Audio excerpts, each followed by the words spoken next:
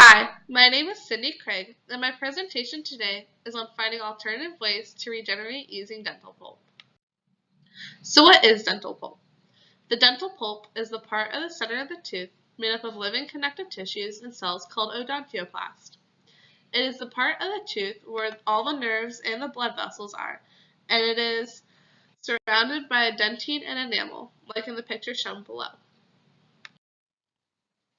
So what is dental pulp use?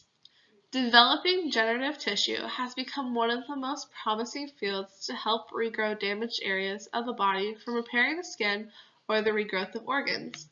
Various cells have been used to develop the different tissues in our body, such as embryonic stem cells, bone marrow-derived stem cells, adipose tissue-derived stem cells, and other tissue-specific somatic stem cells.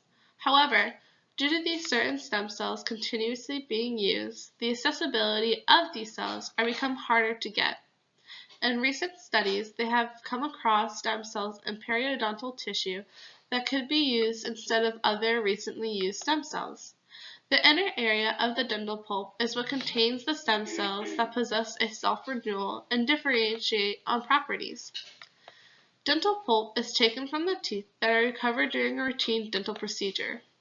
These teeth are the most convenient and valuable source of the dental pulp stem cells. Many tests, such as growing pulp cells onto a systematic polymer scaffold of polyglycolic acid, and performed a fertilizing analysis, have been performed on dental pulp to make sure that these would be a possible regenerative cell worth using. By studying the growth of molars that contain dental pulp, this has helped to further along and confirm their study that the dental pulp would be an accessible alternative to other stem cells and help to further along the study of regenerative tissue growth.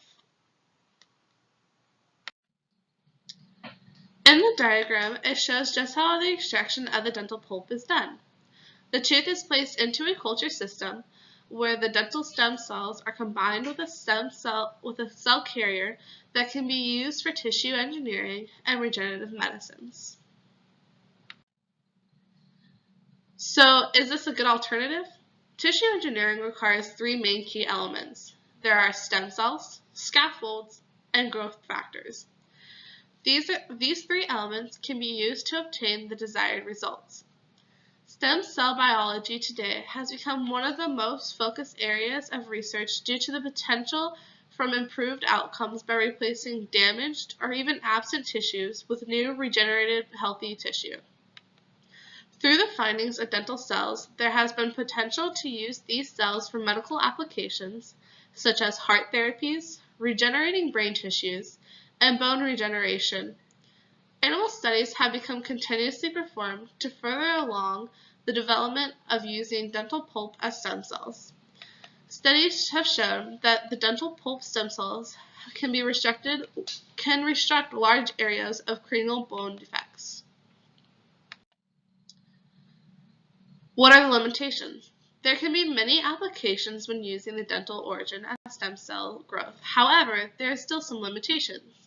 The clinical trials have been mainly confined to animal trials. Among other tissues, trying to identify, isolate, sterilize, and regrow these cells in a lab have also been another cause of limitations to this medical finding. So in conclusion, dental pulp is an excellent alternative in regenerating tissue growth. Through this, we can further our research in engineering better medicines, because if we can regrow organs for individual people, then that way we can develop medicines specialized for those individuals. Like any other medical finding, you must realize the benefits, overcome the challenges, and avoid the mistakes and risks that come with it. Thank you.